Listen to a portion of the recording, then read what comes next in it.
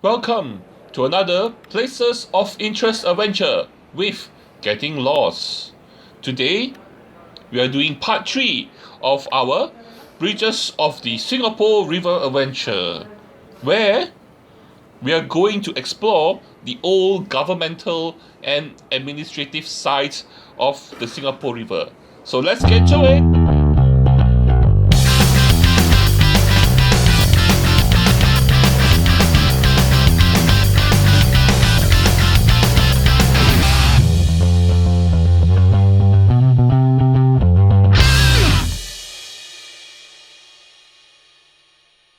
Okay, let's get started. We will start from the last bridge that we actually reviewed, Cavenagh Bridge. As you can see here, we are actually crossing the Cavenagh Bridge from the Fullerton building site. So, as you are crossing the Fullerton Bridge, if you look across the river, you can see a lot of old historical buildings. And that is where we are going to be today. We are going to look at some of these historical buildings, these historical landmarks, and learn a bit more about them. So, let's get to it. Directly after you cross the Cavenagh Bridge, you will see this building. Presently is the Asian Civilization Museum, but this is actually quite an old building, which was previously called Emperor's Place, which was named in honor of Queen Victoria, who died in 1901. So this building was actually designed by a colonial engineer named John Frederick Adolphus McNair, who was the superintendent of convicts. So because he was the superintendent of convicts, he actually used convict labor to actually build this building. And this building was originally planned to be a courthouse, but upon completion, various governmental departments just moved in and occupied this building, and it was renamed to Government Office. Directly besides the Asian Civilization Museum is a statue of Sir Stamford Raffles. This statue actually marks the spot of where Sir Stamford Raffles first landed in Singapore in 1819. And so they actually placed this statue here, as you can see, and with a plaque on all four sides in all four languages. This is another view of another side of the Asian Civilization Museum, and directly beside the Asian Civilization Museum is actually this obelisk. This obelisk is called the Dalhousie Obelisk, which actually commemorates the visit of the then Governor General of India in 1850. At that time, Singapore, as part of the Straits Settlement, was administrated under the Bengal government of the British India.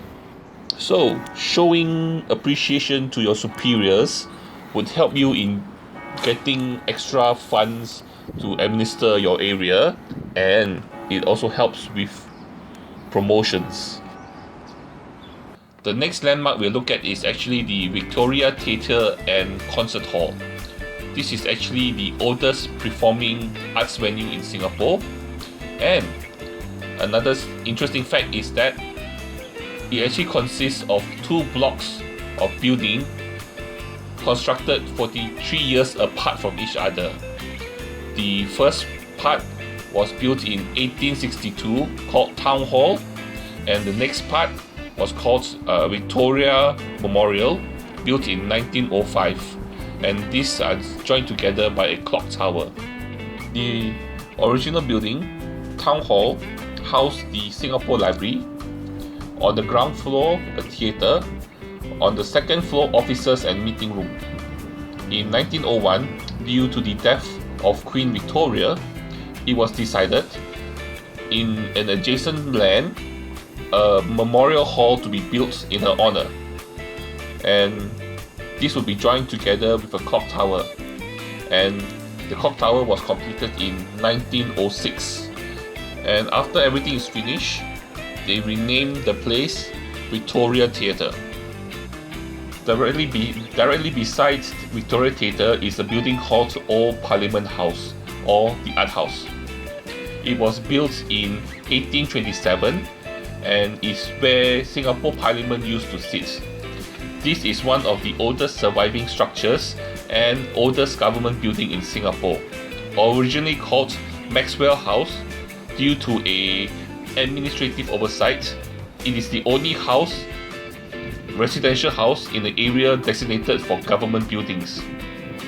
But it was never used as a residential building because Maxwell actually rented it out to the government after it was built, and it served as the Supreme Court until 1939. And they actually moved the Supreme Court to another building which they actually built due to the noise from the boatyard and the blacksmith shops that were located nearby. So from the Old Parliament House, the Supreme Court was moved to this building, which is now the former Supreme Court building. This is actually the last classically built building constructed in Singapore, and in 2014 it became the National Art Gallery together with the adjacent City Hall. This building was originally opened in 1939 and it was actually modelled after the Old Bailey in London, and it was built in the typical classical style. Previously, it contained 5 courtrooms, a court of appeal, a library, a registry, and offices.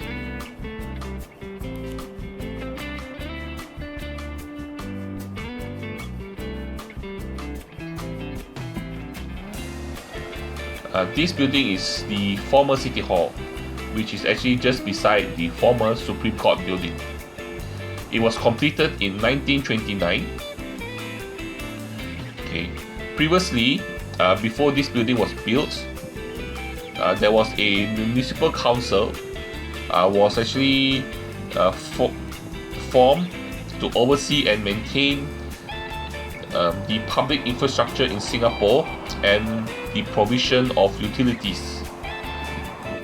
So each department had offices all around the administrative area, and there was no centralized location, and after a few years, the offices keep moving around. So it was decided to build a building to contain all the offices together. So they decided to build this former City Hall, but originally the name of the building was called Municipal Building. The design is a neoclassical facade with 18 fluted Corinthian columns, and these columns is built entirely of reinforced concrete. This building was renamed City Hall when King George VI granted city status to Singapore in 1951.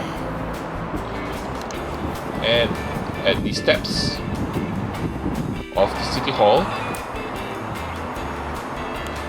have seen many historical events in Singapore's history. Okay. It was the place where the first fully elected government of Singapore was sworn in, and also where the first head of state of Singapore was installed, and the proclamation of Malaysia, where Singapore and Malaysia joined together and break away from the British Empire. So these steps has seen a lot of history.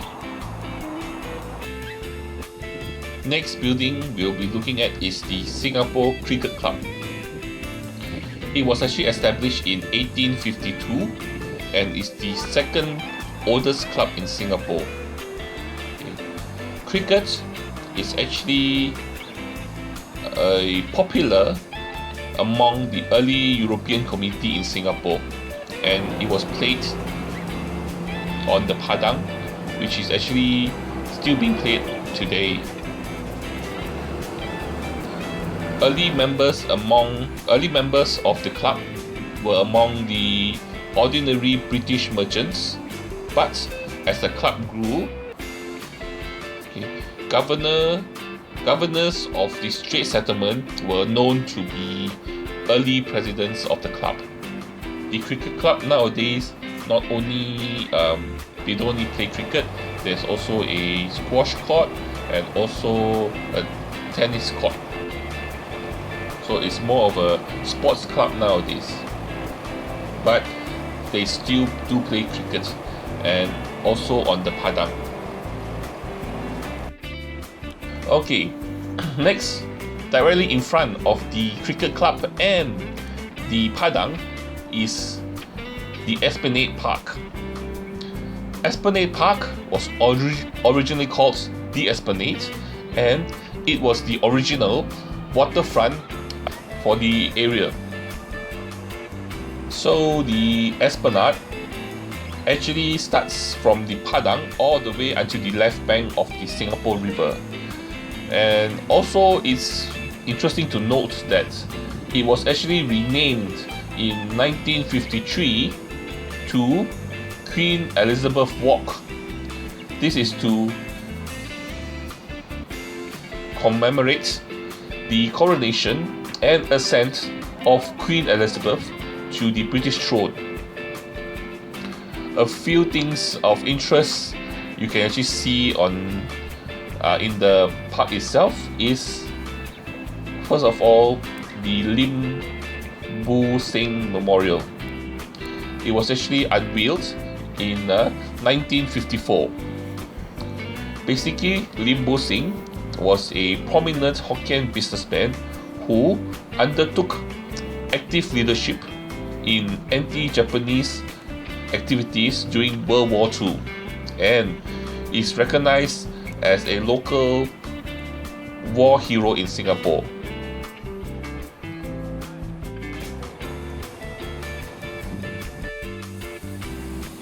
Next is the Cenotaph. This is actually a war memorial which commemorates the sacrifice of the men who perished in World War I. This was opened in 1922.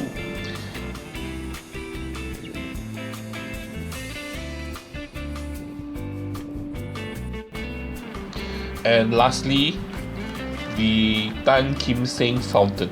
At the moment, the fountain itself is actually being renovated. The area around the fountain is being renovated, so you cannot get a good look at the fountain itself, but the fountain itself actually commemorates Tan Kim Seng's generous contributions towards the establishment of the waterworks in Singapore at Fullerton Square, and it was opened in 1882, but later it was moved to the park in 1925 when they actually tore down the Fullerton Fort to build the Fullerton building. Thank you for joining me for part 3 of my Bridges of the Singapore River adventure. I hope you enjoyed it. It may be a bit dry, but it's actually very historical, and I hope you join me for part 4, which is coming up soon. Thank you very much. If you like, click the like button, subscribe and share. And see you next time. Bye bye.